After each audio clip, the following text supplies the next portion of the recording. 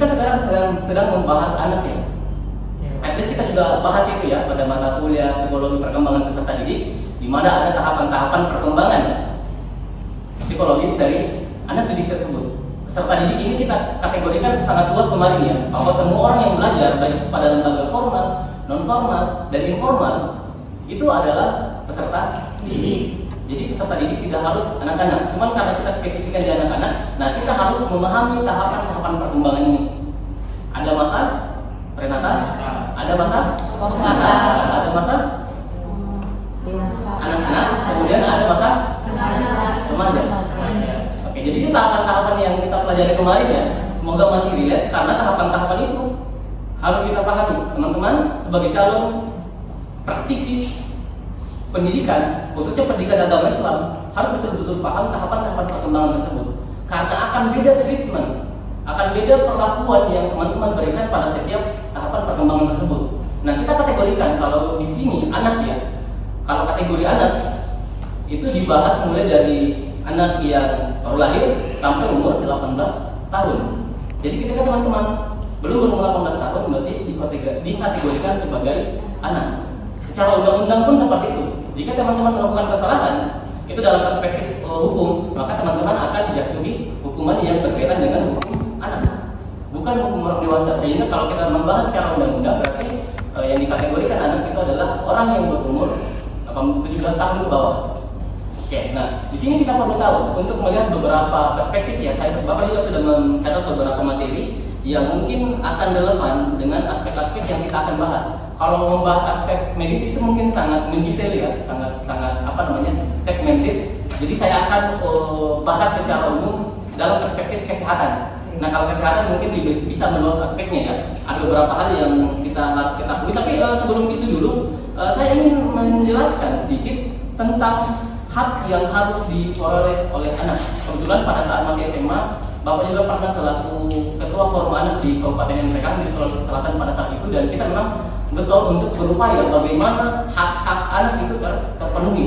Karena hak adalah sesuatu yang harus diterima, bukan dituntut, kemudian bukan diminta, tapi hak adalah sesuatu yang harus diterima. Tanpa mereka minta pun itu harus diberikan. Sama dengan hak asasi manusia ya. Hak asasi manusia itu adalah sesuatu yang melekat pada suatu individu yang tidak boleh diambil oleh siapapun. Karena itu adalah hak asasi, hak yang mendasar. Sama dengan hak dari anak ini. Nah, ada pun beberapa hak anak yang perlu kita pahami. Itu ada 10 yang ditetapkan oleh UNESCO. Karena kita melihat realitanya secara demografi, secara antropologi, itu banyak anak yang belum mendapatkan haknya. Nah, ini kita menjadi miris. Bagaimana menuntut keinginan, bagaimana menuntut minat kalau hak adalah sesuatu yang paling mendasar itu belum terpenuhi. Sama kalau kita manusia ya, kita analogikan. Tidak mungkin kita menuntut mau dibelikan HP yang bagus, misalnya HP iPhone 14 misalnya, mau dibelikan MacBook, tapi kita nggak dikasih makan, tidak dikasih tempat tinggal. Kalau menurut Abraham Maslow, kebutuhan mendasar manusia adalah kebutuhan yang sifatnya biologis, di mana di situ ada sandang, papan, dan pangan. Itu hal-hal yang mendasar yang harus dipenuhi. Jadi sebelum kita berbicara tentang kesejahteraan, kita pastikan dulu apakah hak anak itu sudah diterima atau belum. Gitu ya. Sama dengan kita melaksanakan perkuliahan, sebelum saya minta tugas ke teman-teman, saya pastikan dulu semua kondisinya. Apakah sudah datang semua? Apakah dalam kondisi sehat? Apakah sudah makan? Dan lain-lain. Kita pastikan bahwa teman-teman merasa nyaman dulu. Karena ya saya tidak mungkin menuntut yang lebih kalau hak dasarnya belum terpenuhi. Oleh karena itu, beberapa hak yang telah ditetapkan oleh UNESCO untuk harus dipenuhi oleh setiap anak, yaitu yang pertama adalah hak untuk mendapatkan identitas. Jadi hak untuk mendapatkan identitas. Tapi itu adalah nama, kemudian hal-hal yang berkaitan dengan dia, orang tuanya siapa, itu harus diberikan tanpa diminta. Jadi memberikan nama yang terbaik untuk anak itu adalah hak oleh anak tanpa harus diminta. Berarti orang tua berkewajiban memberi hak kepada anak tersebut. Sama mungkin ketika teman-teman nanti menjadi guru, hak anak berupa identitas itu, contoh kecil adalah namanya, itu harus betul-betul kita sampaikan dengan baik. Ketika orang tuanya memberikan nama yang bagus, jangan kita panggil dengan nama yang tidak bagus. Jangan kita memberikan pelabelan-pelabelan yang berbeda dari apa yang telah ditetapkan oleh orang tua. Kemudian yang kedua adalah hak untuk mendapatkan pendidikan. Yang kedua ya, jadi hak untuk mendapatkan pendidikan. Sekali lagi pendidikan itu adalah hal yang sangat universal, sangat luas ya. Pendidikan itu tidak selalu berada di dalam kelas. Pendidikan itu tidak selalu berada pada pembelajaran secara formal. Kalau Ki Hajar Dewantara bilang bahwa setiap orang bisa menjadi guru dan setiap sekolah bisa menjadi, setiap tempat itu bisa menjadi sekolah. Ini menandakan bahwa pendidikan itu sifatnya humanistik. Pendidikan itu adalah memanusiakan manusia yang tidak selalu pada lembaga formal. Kalau teman-teman tuh cek sejarah pendidikan itu, sejarah sekolah itu sebenarnya mengisi waktu luang pada masa Yunani yang disebut dengan sekolah ya. Tapi nantilah kita bahas itu masih apa ya? Itu sangat spesifik lagi. Kemudian hak yang ketiga, mungkin teman-teman kaget kalau dengan hak ini. Tapi ini adalah hak anak yang harus mereka terima, yaitu hak berapa?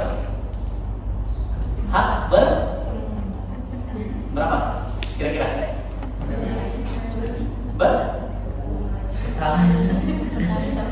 Hak yang ketiga yang harus ada adalah hak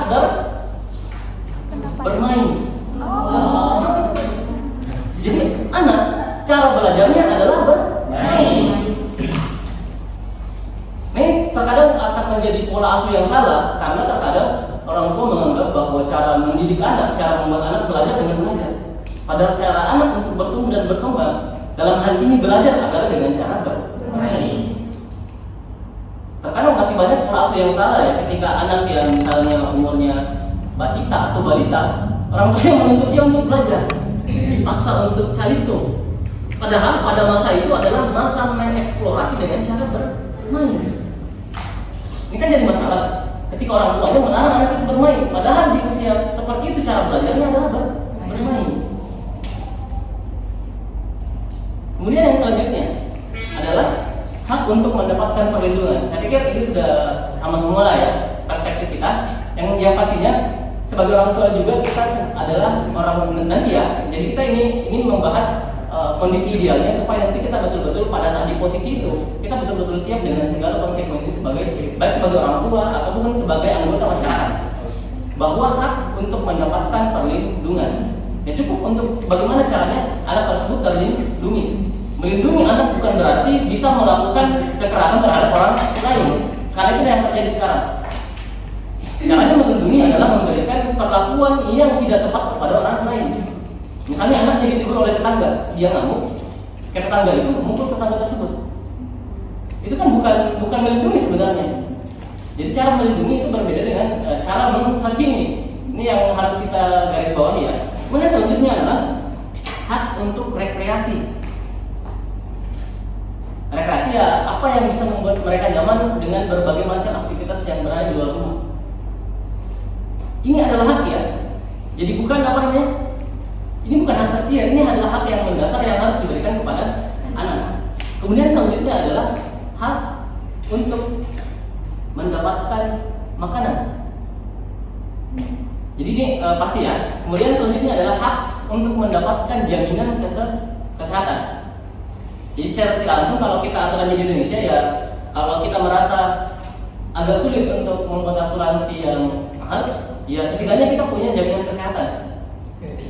Setidaknya kita punya BPJS. Karena kita tidak tahu apa yang terjadi dan bagaimana keuangan kita, setidaknya BPJS akan sangat membantu untuk meng-cover biaya-biaya kesehatan suatu saat ketika terjadi sesuatu. Dan itu adalah hak anak. Makanya orang tua yang mungkin care dengan anaknya akan mendaftarkan anaknya BPJS jauh hari sebelumnya, bahkan sebelum anak tersebut sakit, karena yang dipastikan adalah hak untuk mendapatkan kesehatan, bukan pengobatan. Karena bagaimana cara kita menjaga kesehatan dari anak tersebut, dan BPJS salah satu fasilitas mungkin yang bisa kita gunakan, karena BPJS sebenarnya itu bisa dipakai tidak selalu pada saat kita sakit. Itu BPJS bisa digunakan mungkin untuk mendapatkan vitamin, untuk mendapatkan treatment konsultasi dan lain-lain. Jadi BPJS itu bukan hanya kepake pada saat kita sakit, tapi bagaimana kita betul-betul menggunakan fasilitas tersebut untuk menjaga kesehatan. Yang terakhir, yang ke-10 adalah hak untuk mendapatkan status kebangsaan. Jadi sebenarnya peran orang tua itu jelas ya, tapi sekarang sudah tertib ya. Sekarang ketika kita lahir itu pasti orang tua sudah tahu bahwa anak itu harus dibuatkan akta kelahiran. Sekarang itu sudah ada KTA juga ya, kartu tanda anak. Jadi belum ada, karena belum bisa buat KTP itu bisa dibuat pada saat teman-teman berusia 18 tahun, maka dibuatkan kartu tanda anak. Ini berkaitan tadi dengan hak mendapatkan identitas dan status kebangsaan. Karena di identitas tersebut dijelaskan dia status kewarganegaranya apa. Karena ya kita lihat kalau dari kewarganegaraan itu luas juga ya sebenarnya. Karena ada anak yang tidak mendapatkan hak kewarganegaraan. Karena negara kan beda-beda. Ada yang Yusole atau Yusanginis. Ada yang diklaim berdasarkan dengan kebangsaan orang tua. Ada yang pengklaimannya itu karena berkaitan dengan di mana dia lahir.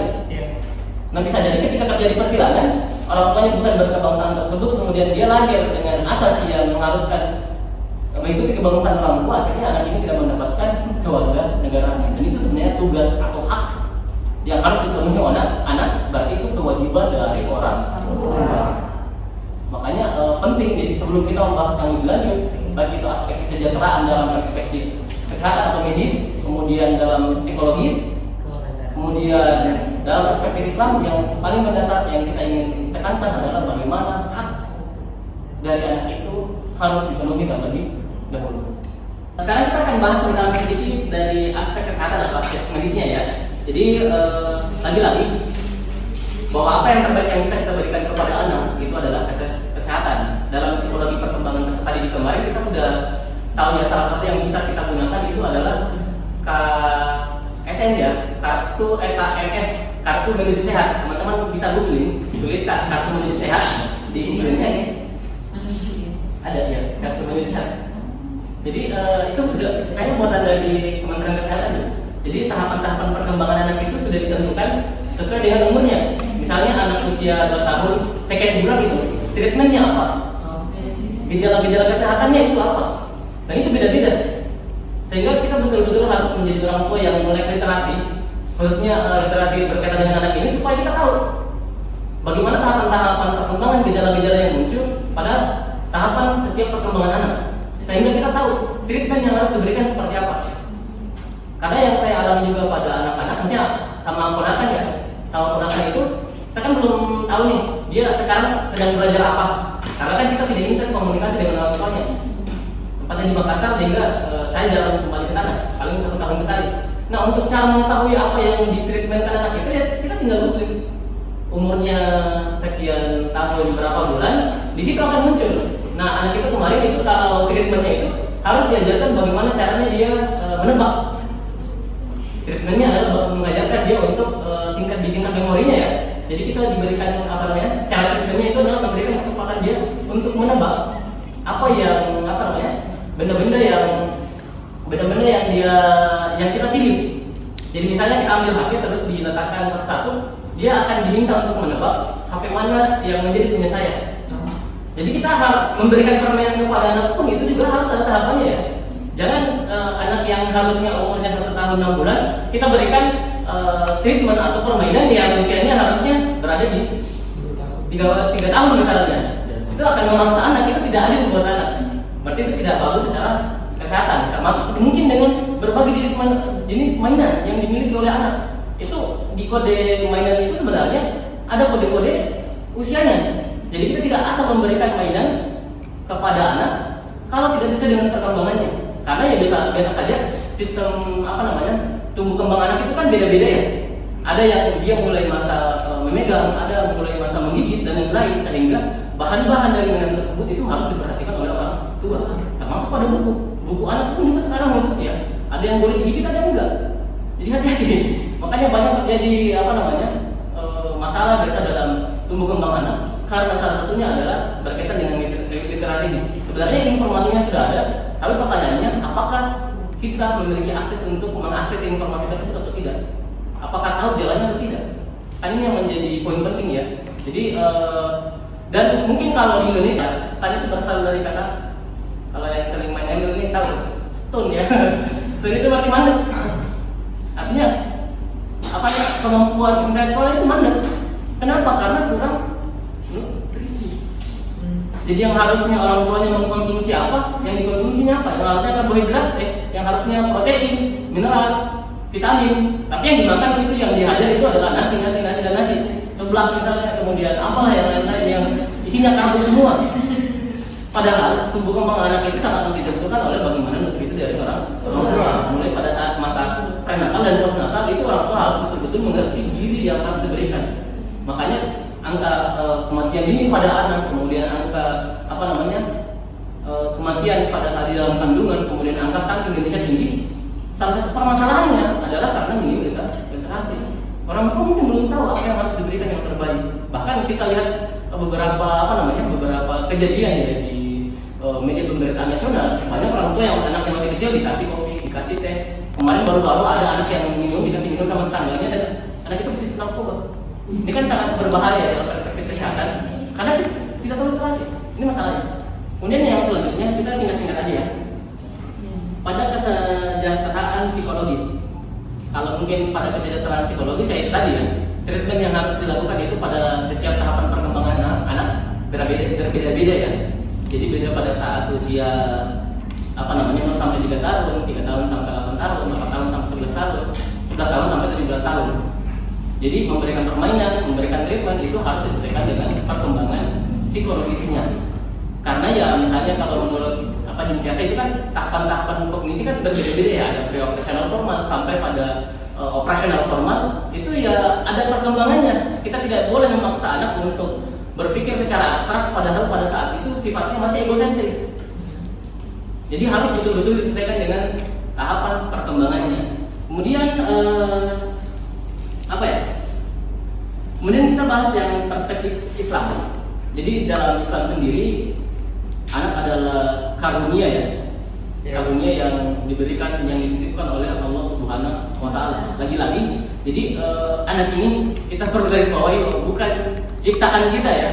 Meskipun melalui perantara manusia, tetapi penciptanya adalah Allah Subhanahu wa taala yang dititipkan kepada orang tua. Sehingga tidak seolah-olah anak itu menjadi kepemilikan yang dia bisa setir kemanapun dia mau. Ada hak-hak dasar yang harus dia penuhi, ada ajaran-ajaran yang harus disampaikan, dan ada pendekatan-pendekatan, pembiasaan-pembiasaan dalam Islam yang harus dilakukan. Karena yang dijelaskan dalam hadis Rasulullah bahwa anak itu lahir dalam keadaan suci. Jadi ya pada hakikatnya tidak ada istilah anak haram ya. Itu hanya pelabelan yang diberikan kepada masyarakat, memberikan stigma, memberikan stereotip yang buruk, memberikan pelabelan pada anak seolah-olah ketika anak itu lahir dari orang tua yang tidak baik, anaknya akan jadi buruk. Padahal anak itu lahir dalam keadaan suci, tidak memiliki dosa. Oleh karena itu orang tuanya lah yang memiliki tanggung jawab untuk menuntunnya. Untuk tahapan perkembangan anak dalam Islam itu beda-beda ya. Jadi bahkan misalnya seperti ini, dalam aturan tentang sholat pun itu kan diarahkan ya, ketika anak berusia 7 tahun maka biasakannya dia untuk salat dan pukullah dia pada saat 11 tahun dan dia belum sholat. Artinya penegasan, memberikan ketegasan itu tidak serta-merta boleh dilakukan dalam Islam. Tidak boleh asal memukul. Memukul pun dalam konteks hadis ini itu harus, itu bukan berarti pukul secara literal ya. Bukan memukul, betul-betul memukul. Tapi memberikan ketegasan itu juga disebut dengan memukul dalam perspektif hadis tersebut. Jadi tidak serta-merta kita memberikan kekerasan ya. Memukul itu bukan memberikan kekerasan ya. Memukul itu memberikan peringatan bisa, memberikan ketegasan bisa, memberikan memberikan red notice misalnya. Itu adalah hal yang harus kita pahami. Jadi di dalam Islam sendiri itu sudah mengatur teknik-tekniknya secara mendetail bagaimana anak tersebut bertumbuh dan berkembang. Mulai dari mulai dari pembiasaan amal ibadah yang kecil-kecil, mulai dari doa makan, doa tidur, kemudian doa pada saat turun dari rumah, doa pada saat naik kendaraan. Ini kan pembiasaan-pembiasaan yang dilakukan. Meskipun belum paham, tetapi kita berupaya untuk membiasakan supaya menjadi sebuah habit, menjadi sebagai sebuah kebiasaan yang akan nanti tertanam di karakternya. Karena setelah dia bertumbuh dewasa, dia akan memikirkan kenapa saya harus berdoa. Akhirnya anak-anak itu akan mengerti bahwa apapun yang sebenarnya kita lakukan itu pada hakikatnya itu kita serahkan kepada Allah Azza wa Jalla. Yang memberikan kita keselamatan, yang memberikan kita rezeki, yang memberikan kita menentukan takdir kita adalah Allah Subhanahu wa Ta'ala. Oleh karena itu, penting bagi anak-anak untuk diberikan kebiasaan-kebiasaan pendekatan Islami sejak dari dini. Sehingga dalam ajaran agama Islam itu sendiri itu sangat ramah sebenarnya terhadap anak. Kalau ada yang mengatakan bahwa Islam keras terhadap anak, berarti mungkin ada miskonsepsi yang dipahami terhadap pendekatan ajaran agama Islam itu sendiri memandang anak. Oke, saya pikir seperti itu ya. Dari 30 menit mungkin beberapa hal yang kita sampaikan tadi, meskipun sangat secara umum ya, kita belum menjelaskan secara spesifiknya karena waktu mungkin nanti akan ditanyakan oleh berbagai macam kelompok. Ya, izin bertanya. Kami saya dari perwakilan kelompok 1 izin bertanya. Masyarakat Indonesia kan tadi kata Bapak juga emang masih minim literasinya ya. Terus juga orang tuanya kadang masih tidak menempatkan gitu. Misalkan anak usia 0 sampai 3 tahun tapi tidak memberikan sesuai kebutuhannya. Kemudian kalau misalkan sampai ya tadi cara mendidiknya gitu, cara mengkreatnya salah. Kemudian si anak itu jadi tertutup gitu sama keluarganya, sama orang tuanya, bahkan nggak bisa gitu kalau misalnya mau ngomong apa-apa, mencerita apa-apa, paling kayak cuma seperlunya doang. Nah, menurut Bapak itu bagaimana ya kalau untuk ngomong ke orang tuanya gitu biar si anak tuh juga berani buat berbicara. Terima kasih. Oke, terima kasih banyak pertanyaan dari kelompok dari langsung ya. Oke, kita langsung ya. Bisa kamu dari moderator. Tapi itulah birokrasi ya, birokrasi sampai ya. Saya seperti itu. Oke, terima kasih dari pertanyaan kelompok 1 tadi bagaimana berkait. Jadi yang dibahas kelompok 1 tadi itu mengangkat case ya, mengangkat kasus bahwa memang kita tidak bisa memungkiri bahwa di dalam masyarakat itu tidak semua itu menjalankan pelaksanaan pendidikan kepada anak itu secara ideal. Sebenarnya yang dilakukan secara serampangan. Serampangan itu yang diyakini benar tapi ternyata itu salah. Termasuk dengan sangat menekan anak-anak. Padahal anak-anak itu pada saat itu tahap perkembangan dan kognisinya itu masih pada tataran imajinatif. Yang betul-betul pikiran mereka itu masih bebas, belum disekat-sekat dengan berbagai macam aturan. Terkadang orang tua belum paham sehingga anak-anak yang harusnya mampu untuk melakukan imajinasi itu sudah diberikan aturan-aturan sehingga daya nalar imajinatifnya itu nggak tinggi. Yang harusnya mereka bisa berimajinasi karena terlalu banyak larangan, terlalu banyak tekanan, terlalu banyak pressure sehingga tidak bisa berimajinasi. Padahal pada tahapan itu anak-anak itu harus mampu untuk berimajinasi. Nah, salah satunya adalah tadi. Jadi efek dari anaknya itu akan jadi tertutup nanti. Karena yang terlalu banyak larangan, sedikit-sedikit dilarang, jangan dan jangan. Pokoknya ada sangat banyak perbuatan-perbuatan yang nggak boleh dilakukan sama dia sehingga ya akhirnya anaknya menjadi tertutup. Anaknya tertutup dalam artian dia memiliki keraguan-keraguan di dalam dirinya apakah hal yang saya lakukan ini benar atau salah. Akhirnya dia memilih untuk tidak melakukan apa-apa. Dia takut untuk menyampaikan isi pikirannya. Karena dia takut jangan sampai apa yang saya sampaikan nanti ini salah dan saya bakal dimarahi. Saya takut melakukan ini karena jangan sampai saya lakukan saya dimarahi. Akhirnya anak-anak tersebut menjadi sangat tertutup.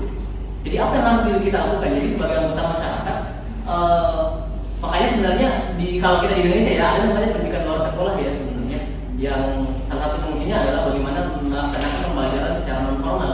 Jadi sebenarnya harusnya ya secara idealnya orang tua yang harus paham terlebih dahulu karena pendidikan pertama itu ada di rumah.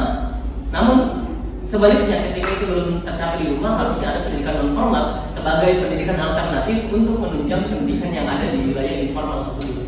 At least biasanya kalau sebagai sivitas akademika kita melakukan pengabdian kepada masyarakat ya. Yang salah satunya bisa saja melakukan solusi berkaitan edukasi mengenai bagaimana cara parenting terhadap anak-anak ini. Jadi sebenarnya tugas kita semua ya sebenarnya itu. Dan bagaimana caranya? Yaitu harus disampaikan secara perlahan-lahan. Kalau mungkin kita memiliki konflik of interest dengan orang tua, artinya mungkin kita saudaranya misalnya atau tante kita, kan nggak mungkin kita yang ngajarin ya. Maka kita bisa mengundang orang lain. Orang mungkin dosen atau mungkin bisa jadi kegiatan yang kita buat bersama dengan teman-teman, tapi yang penting jangan kita yang ngomong. Bisa jadi teman kita yang menyampaikan hal tersebut dari hasil risetnya itu bisa jadi lebih diterima oleh orang tua tersebut dibandingkan kita langsung yang mungkin secara kedekatan emosional ada. Karena terkadang ada ego ya dari orang itu biasanya, karena dia melihat kita tumbuh dan berkembang, dia tahu kita dari nol sampai sekarang. Akhirnya ketika ada suatu kebaikan yang kita sampaikan, terkadang tidak semua orang mau menerima itu.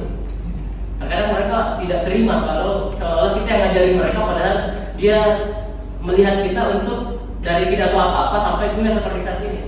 Makanya harus ada pendekatan yang kita lakukan terhadap untuk mengedukasi pembelajaran secara non formal, khususnya kepada orang tua berkaitan dengan kemampuan atau edukasi parenting seperti itu. Jadi sangat penting ya sebenarnya, dan itu tanggung jawab kita semua sebagai sivitas akademika. Sivitas akademika itu adalah masyarakat akademik yang tumbuh lahir dari literasi, terus dari membaca, menulis, dan melakukan pengabdian kepada masyarakat. Jadi itu tugas moral kita ya. Diperintah tidak perintah, itu tugas dan tanggung jawab moral kita. Oke? Kita kembali. Apakah sudah Saya pernah baca artikel, kayaknya nggak di artikel deh, TikTok kayaknya. Iya. TikTok. Itu tuh ada anak autis kebanyakan lahir dari orang tua yang berpendidikan tinggi. Nah itu bagaimana? Sedangkan kan kita pengen pasangan kita tuh sama-sama mempunyai value tinggi. Nah itu menurut pendapat Bapak bagaimana? Terima kasih. Oke, betul. Jadi saya juga pernah melihat kasus yang sama ya. Jadi orang tuanya itu profesor, dia kemarin sempat ngajarin bapak itu pada saat masih guru di SMA tentang model pembelajaran. Dia dari fakultas kedokteran ya, memang dia dokter tapi fokus apa namanya, fokus studinya itu bagaimana caranya supaya guru ini mampu untuk menggunakan pendekatan-pendekatan yang sangat sangat berkaitan dengan syarat misalnya. Orangnya sangat pintar, tapi dia sendiri mengerti bahwa anaknya autis. Dan dia mungkin kalau yang sebagaimana yang dia sampaikan kemarin ya, terkadang tingkat stres dari ibu itulah yang orang tua yang sangat menentukan. Bisa jadi pada saat itu, saat mengandung, meskipun nutrisinya terpenuhi ya, tapi secara mental pada saat itu mereka sangat tertekan misalnya dengan tugas-tugas yang sangat banyak, sehingga tekanan mental itu jatuh kepada anak. Itu kalau secara medik ya, tapi tidak selalu seperti itu.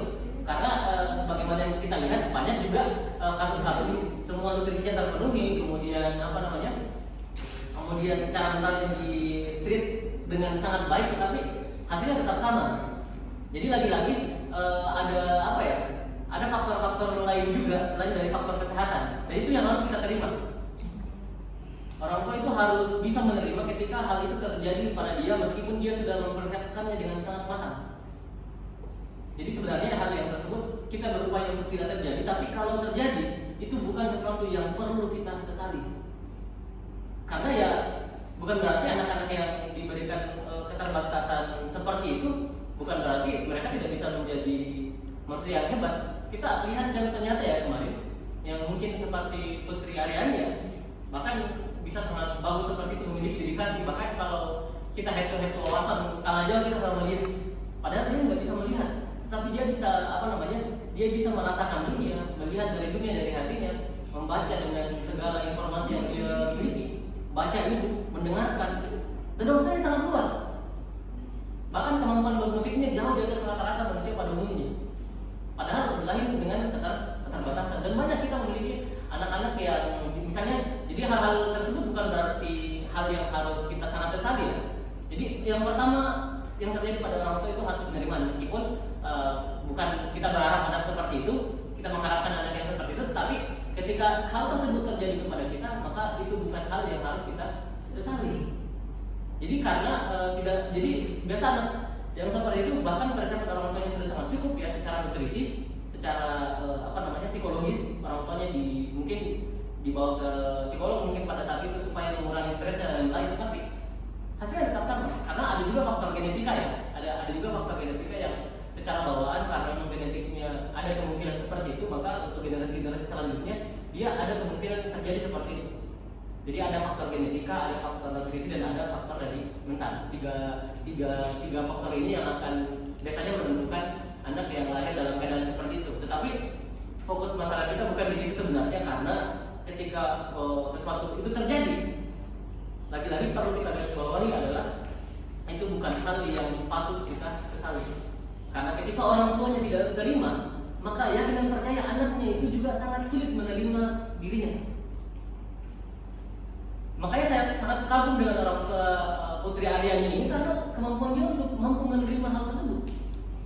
Karena kalau tidak, dengan treat orang tua yang sangat bagus, saya yakin akan sulit untuk anak tersebut menerima. Dan kita lihat bahwa Putri Aryani ini pendidikannya sangat bagus ya.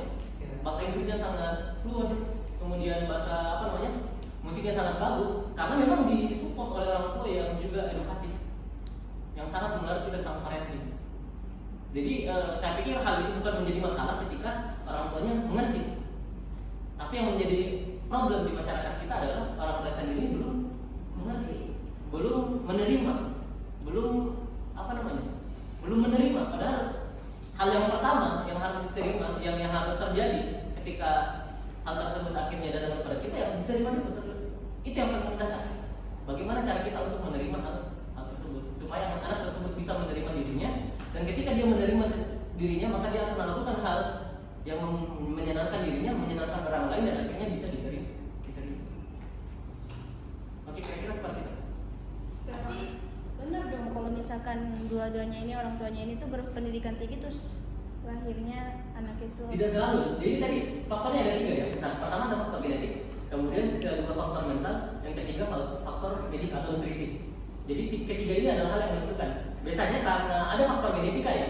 Jadi bukan karena kebetulan orang tua pintar, memang orang tua tersebut ada bawaan seperti itu. Jadi tidak semua juga ya. Kita lihat banyak juga orang tua yang memang orang tuanya dua-duanya buruk tapi nggak ada masalah di anaknya misalnya. Jadi tidak selalu kaitannya dengan pendidikan, tapi lebih kepada genetik. Genetika ya sesuatu yang diwariskan secara turun-temurun. Dan memang ada. Jadi korelasinya bukan dengan pendidikan orang tua ya. Jadi teman-teman yang Putri ini yang mau sekolah tinggi sampai 3 bentar, aman kok. Jangan takut yang benar itu teman-teman. Tidak ada masalah. Enggak. Jadi korelasinya bukan korelasinya terhadap pendidikan orang tua ya. Justru sebaliknya, justru lebih bagus ketika orang tuanya berpendidikan, karena secara otomatis ketika hal tersebut terjadi pada dia punya dia punya knowledge, punya kompetensi, dia punya persiapan bagaimana caranya menerima hal tersebut. Nah dia lebih tahu dibandingkan dengan yang tidak sama sekali. Karena kalau kita lihat realitanya, kalau orang tua yang tidak paham hal tersebut, anaknya yang lahir dalam keadaan disabilitas atau misalnya autis seperti itu, biasanya ditreatnya dengan cara biasa, bahkan mereka dengan cara yang sangat kasar dan keras. Banyak yang dipasung misalnya, banyak yang diperlakukan tidak selayaknya sebagai manusia, karena mereka tidak tahu. Jadi lagi saya tekankan korelasinya bukan pendidikan orang tua, tapi bisa jadi karena nutrisi, genetik, dan mental. Itu korelasinya. Untuk acara kali ini dengan membaca lafaz alhamdulillah. Alhamdulillah.